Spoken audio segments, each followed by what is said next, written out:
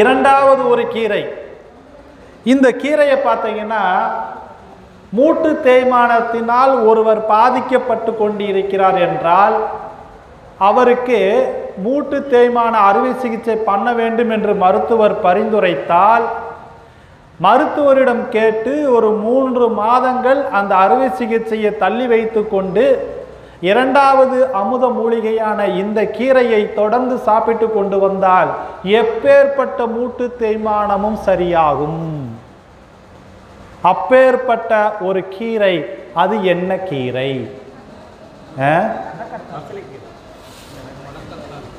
இல்ல, உங்களுக்கு தெரிஞ்ச கீரையை பத்தி பேசுறதுக்கா வந்தோம்? இல்ல, வேற கீரை. வேற கீரை. சண்டிக்கீரை என்று சொல்வார்கள், லட்சக்கட்ட கீரை என்று சொல்வார்கள், நச்சுக்கொட்டை கீரை என்று சொல்வார்கள். நச்சுக்கொட்டை கீரை என்று சொல்வார்கள், சண்டிக்கீரை என்று சொல்வார்கள், அல்லது லட்சக்கட்ட கீரை என்று சொல்வார்கள். கேள்விப்பட்டிருக்கீங்களா?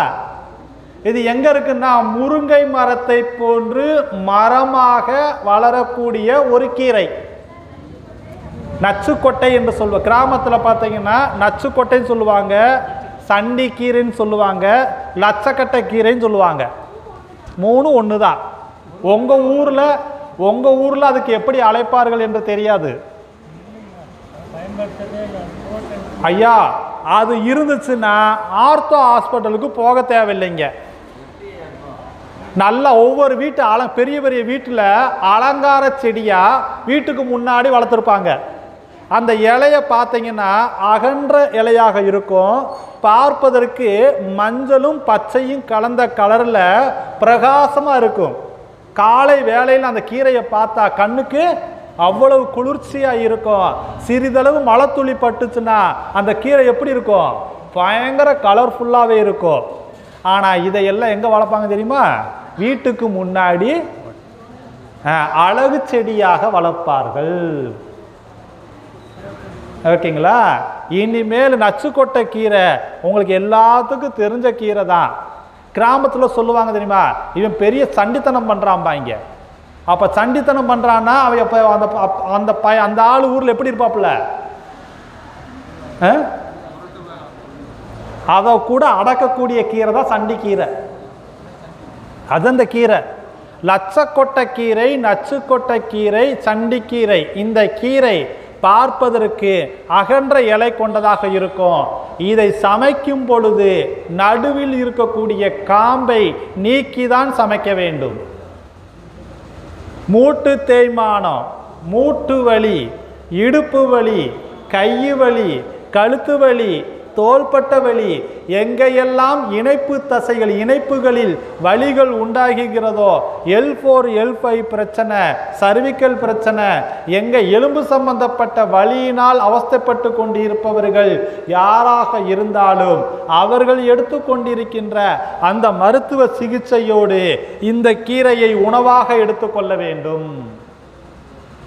இப்ப யாருக்கெல்லாம் இப்ப வயது ஆக ஆக நம்ம வீட்டில் இருக்கக்கூடிய அம்மாக்களுக்கு பார்த்தீங்கன்னா நடக்க முடியாமல் மூட்டு வலியும் புலம்பிக்கிட்டு இருப்பாங்க. பார்த்துருக்கோமா இல்லைங்களா? அந்த மாதிரி இருப்பவர்கள் மூட்டு வலிக்கு தேவையான நச்சுக்கொட்டை கீரையும் முள்ளங்கி கீரையும் சேர்த்து சாப்பிட வேண்டும். அப்போ ஒருவேளை நச்சுக்கொட்டை கீரையும் ஒருவேளை முள்ளங்கி கீரையும் சாப்பிடணும். ஏன்னா மூட்டு வலிக்கு மூல காரணமாக இருப்பது சிறுநீரக சார்ந்த குறைபாடு இருந்தாலும் என்ன வரும்? மூட்டு வலி வரத்தான் செய்யும். அப்போ இந்த 2 கீரையும் பயன்படுத்தினா எப்பேற்பட்ட மூட்டு வலிகளையும் போக்க முடியும். அப்ப யாருக்காவது மூட்டு தேய்மானம் அடைஞ்சிருச்சு, L4 L5 பிரச்சனை வந்துருச்சு, கை கால்லாம் பயங்கரமா வலி எடுக்குதுன்னா இந்த நச்சுக்கொட்டை கீரையை காலை மற்றும் மாலை என 2 வேளையும் சூப்பாக செய்து சாப்பிட வேண்டும். காலை மற்றும் மாலை வேளையில சூப்பாக செய்து சாப்பிட்டு மதிய வேளை உணவாக பொரியல் செய்து சாப்பிட வேண்டும்.